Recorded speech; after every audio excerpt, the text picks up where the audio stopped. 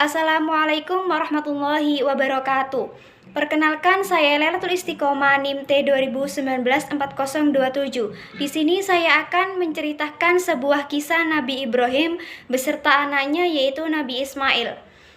Untuk memenuhi tugas ulangan tengah semester Bahasa Indonesia. Inilah ceritanya. Putra Nabi Ibrahim alaihissalam, yaitu Ismail, diangkat menjadi seorang nabi dan rasul ke-8 oleh Allah Subhanahu wa Ta'ala. Kisah Nabi Ismail alaihissalam merupakan asal mula dari ibadah haji dan kurban. Nabi Ismail adalah anak Ibrahim dengan istrinya yaitu Siti Hajar. Saat Ismail lahir atas perintah Allah, Nabi Ibrahim membawa anaknya bersama Siti Hajar keluar dari Palestina. Mereka melewati padang pasir nan gersang menuju lembah bukit dikenal dengan Lembah Baka. Lembah itu kini merupakan menjadi kota suci Mekah. Di lembah itu, Ibrahim membuat tempat berteduh dengan makanan dan minuman seadanya. Ibrahim lalu kembali ke Palestina sambil terus berdoa untuk keselamatan Siti Hajar dan Nabi Ismail. Setelah berhari-hari di padang pasir, Siti Hajar kehabisan makanan dan minuman untuknya serta Nabi Ismail. Nabi Ismail kecil menangis kehausan ingin menyusu. Siti Hajar lalu berlari ke sana kemari mencari air untuk putranya. Dia berlari di antara Bukit Sofa ke Bukit Marwah. Kisah ini asal mula rukun ibadah haji yang dikenal sebagai sa'i atau berlari-lari kecil sebanyak 7 kali antara Bukit Sofa ke Bukit Marwah. Saat Siti Hajar kelelahan, dia mendengar suara yang memanggilnya untuk membawa Ismail ke tempat tersebut. Setibanya di tempat itu, Siti Hajar meletakkan Nabi Ismail yang kemudian menghentakkan kakinya.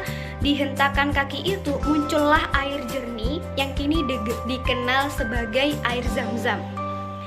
Nabi Ismail dibesarkan oleh ibunya Siti Hajar di Mekah. Nabi Ibrahim yang tinggal di Palestina rutin berkunjung ke Mekah hingga Ismail menginjak usia remaja. Nabi Ibrahim menyampaikan bahwa ia mengalami mimpi buruk. Nabi Ibrahim mengatakan bahwa Allah memerintahkannya untuk menyembelih Ismail. Nabi Ibrahim lalu meminta pendapat kepada Nabi Ismail.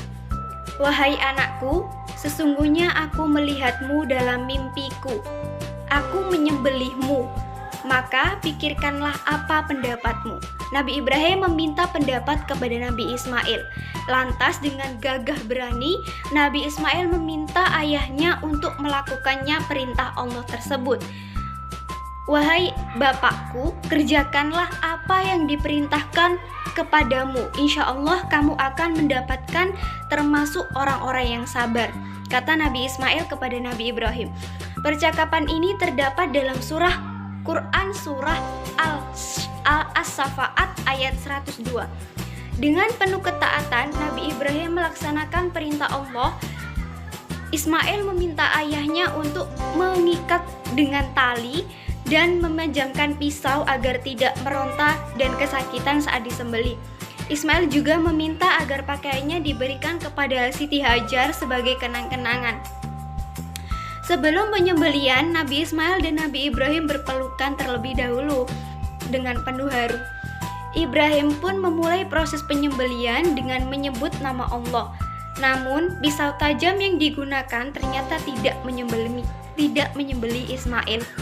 Ismail pun meminta ayahnya untuk menyembelihnya tanpa melihat wajahnya Nabi Ismail tersebut. Namun tetap saja pisau Ibrahim tidak bisa menyembelih sang anak.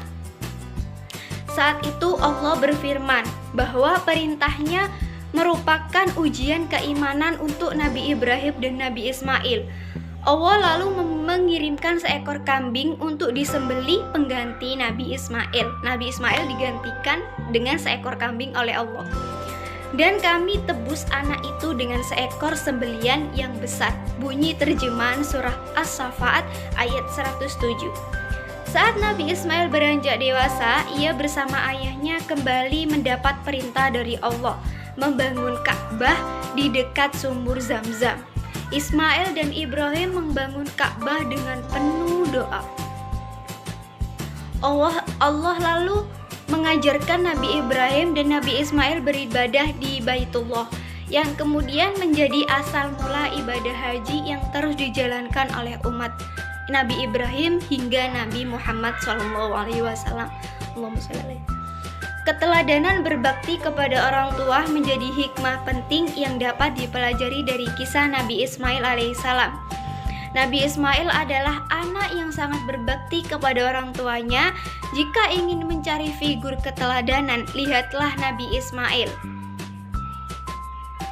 Kata seorang pengasuh taman belajar Al-Afifiyah Kiai Haji Wahyul Afif Al-Ghafiri kepada kita semua. Ismail lalu berbaik sangka kepada Allah. Dia percaya bahwa Allah tidak menghendaki keburukan untuk hambanya. Atas kisah Nabi Ismail ini dan keteladannya, inilah perlu diketahui bahwa ketaatan kepada Allah akan dibalas dengan hal yang baik.